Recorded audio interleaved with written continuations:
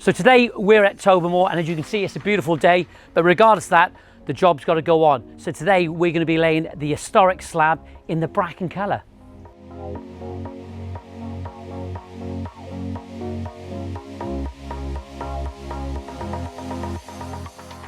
Before starting, it is important to check and be aware of the locations of any services such as gas, water, electric, and even oil, as you could damage these during the installation. You will need the following tools, equipment, and PPE.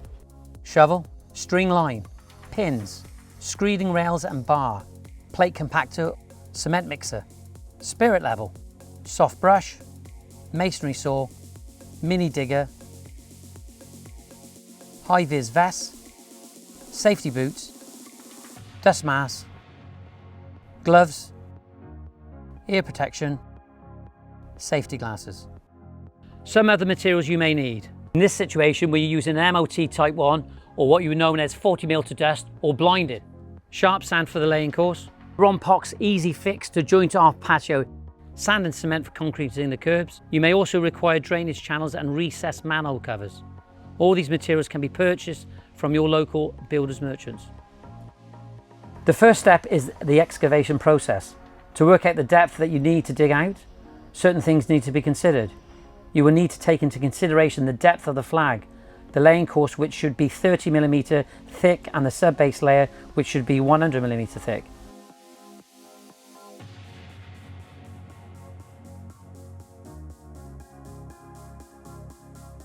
So now we're going to install our edge restraints. In this case, we're using the Tobermoor curb stones.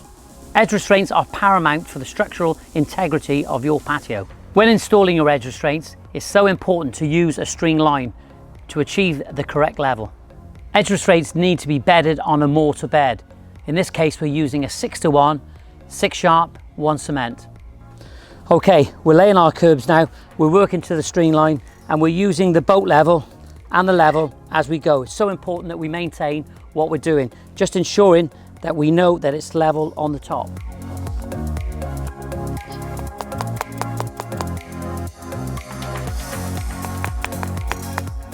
So a final check with your level at the back, on the top, and from the inside. Well, it's important now that we've checked the line, we've checked the curb on the back, we've used the level, we know where we are, everything's in place now. Now we're going to back up our curved stones with some concrete and haunch it from behind.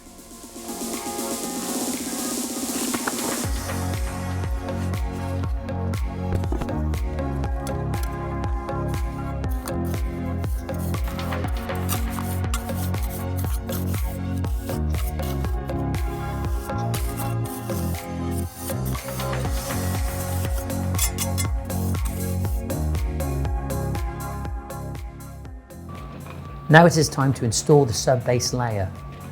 The sub-base layer must be installed with a slight fall. The sub-base is extremely important as it gives the patio its structural integrity and prevents any sinkage. So we're doing the final preparation for this sub-base for this proposed patio area. Some people ask me, how do we achieve the falls with the patio? For this patio, we're using a 1 in 84. So what we have is 3.8 meters from A to B. We divide the 80mm into the 3.8, giving us a 47.5mm drop from one end to the other end. This fall should be created in the sub-base, not the laying course. It's essential to have a fall on your patio. Sitting and standing water is simply not good. To create the fall in the sub-base, place a string line at the finished level at the highest point and run it to a wooden peg at the lower end. Use a string line spirit level to check its level. At the low end, measure down the string line 47.5mm. Place a wooden peg at this level. This now indicates where the sub-base material needs to be brought up to. You can do these in various locations to guide you. Pour in the Type 1 aggregate and distribute using a shovel. Measure the depth, making sure you have installed 100mm. Now compact the aggregate using a vibrating plate compactor. When compacting, you will need to do several passes with the plate compactor until a fully compacted sub-base layer has been achieved.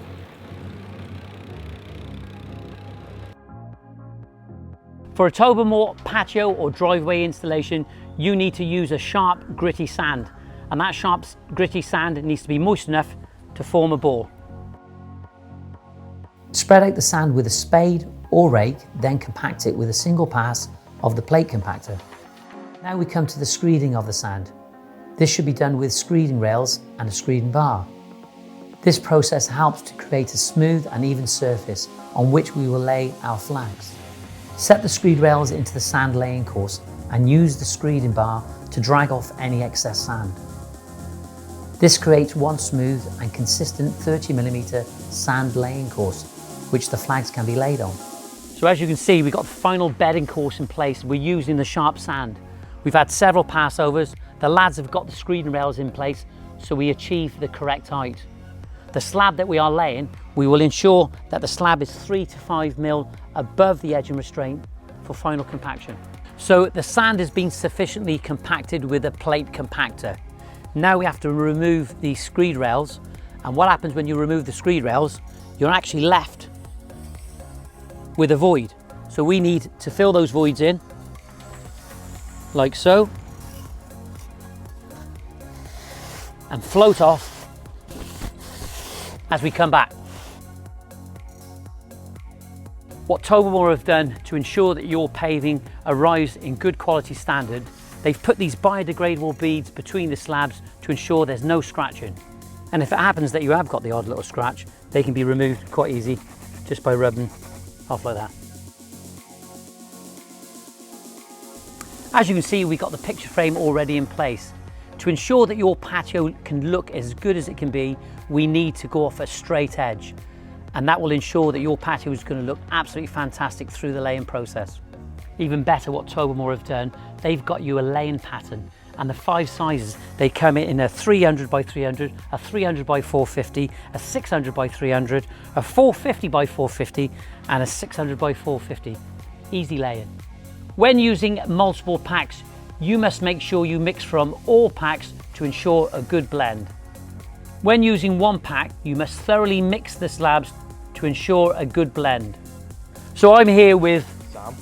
Sam works for Tobermoor, never laid any paving in his life, but Sam is going to demonstrate to you today and show you how easy the process is in laying this product. Sam, I think that a really good tip for when you're laying this paving, it doesn't matter how big or strong that you are, right, and how long you've been doing it, it's so important that you look after your body. So what I would say is that when you're picking these products up, make sure you bend your knees, keep the slab close to your body, so it just takes the weight off your back.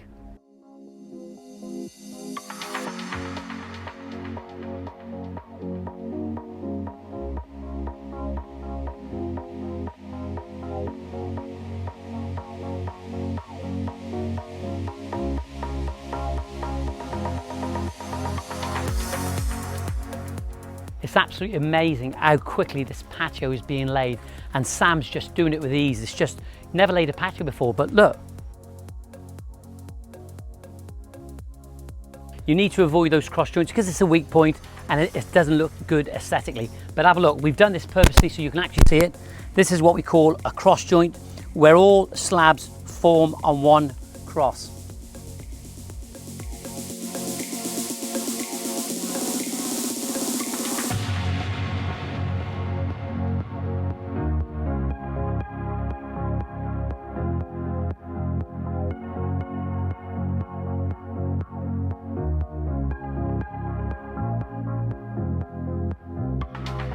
It's at this point, sometimes you may just deviate from your laying pattern because you're approaching that cutting edge.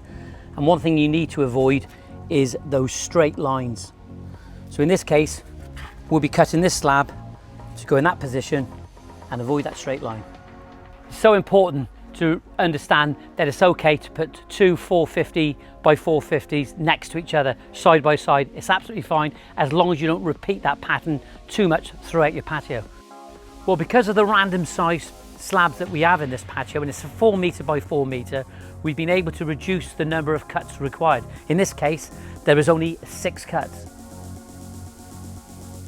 So we're at that point now we can start measuring our cuts. In this case, we have a 450 by 300, and this will do 2 cuts. So what we're going to do, we're going to measure the gap that we have here. And remember, measure both sides, just in case there might be a possibility of it running out. And then we transfer those measurements onto the slab that we're going to cut.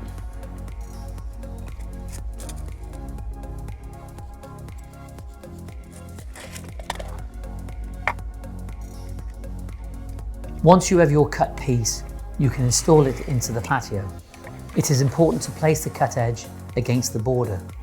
So we've been able to get 2 cuts from 1 unit. You can cut this slab now using a disc cutter, or if you wish, you can hire a wet saw from your local tool hire. We thoroughly recommend when using a disc cutter that you use the correct PPE. In this case, goggles, mask, ear defenders, and gloves. In order to keep the dust down as much as possible, it's recommended to use a water suppressant feature like this with your disc cutter.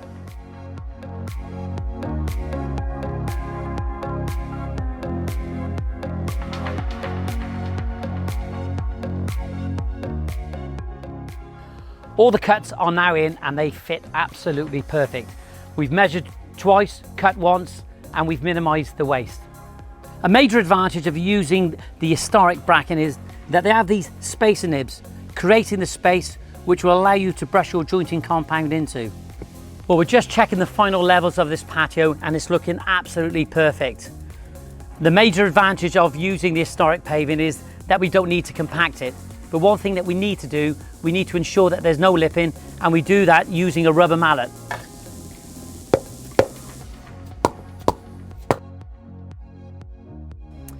We are using the Rompox Easy Fix to joint our patio. It's fast, it's efficient, however, there are similar products on the market. Your Rompox Easy Fix will come vacuum packed, so as soon as you cut it, it's going to start reacting with the air. Before spreading your Easy Fix over the top of your patio, you must ensure that the surface of your patio is nice and wet to ensure that the Rompox Easy Fix doesn't stick to the top of your paving.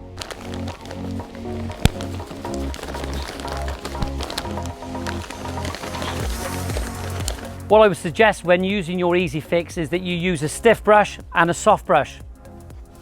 The stiff brush will help you to distribute your Easy Fix across your patio. Always remember to brush at a 45 to ensure that you don't brush the Easy Fix out of your joints. It's so important to make sure that your joints are completely full. And if it means going over your patio again, you need to do it. What I would suggest, once you've distributed your Easy Fix across your patio, at some point you're going to make sure that that grout falls into your joint. So it'd be beneficial just to run some more water over the top, keeping the surface nice and clean and making sure that the Easy Fix goes down into those joints, filling it up completely.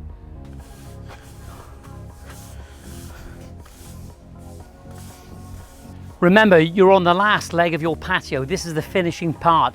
You just got to make sure you pay some attention to what you're doing and make sure that that grout gets into the joint.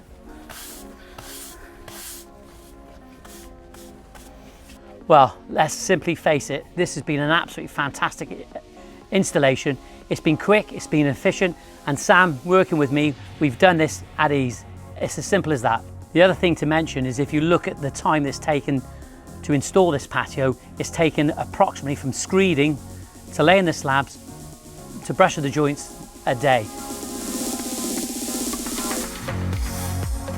As you can see, this patio is looking absolutely perfect. This jointing product, the Easy Fix, will go hard within 24 hours. But remember, it may be necessary to top up at some point in the future should it drop. And don't forget to use a soft brush to brush off any excess material that may be on your surface of your paving and leaving it nice and clean. Sam, great Northern Ireland weather, absolutely perfect product for working in the rain. You've helped me to complete this project now. How do you feel? Do you feel you could do this again? Yeah, absolutely. The flags were really easy to install with the built-in spacer nibs, and then the Rompox Easy Fix itself, really easy once you just soak the paving surface to brush into the joints. There we are, like a pro. If you're a DIYer and you feel confident enough to undertake a project like this, give it a go. But if you're not, go to the Tobermoor website. You'll be able to find an approved paving installer who can help you through the process and make it nice and easy for you. As you can see, the garden room is completed. Our new patio, the historic bracken, looks absolutely fantastic. And what we've done, we've added a little bit of furniture and some plants to show you how it can look. The only thing that's left to do is for you to enjoy it.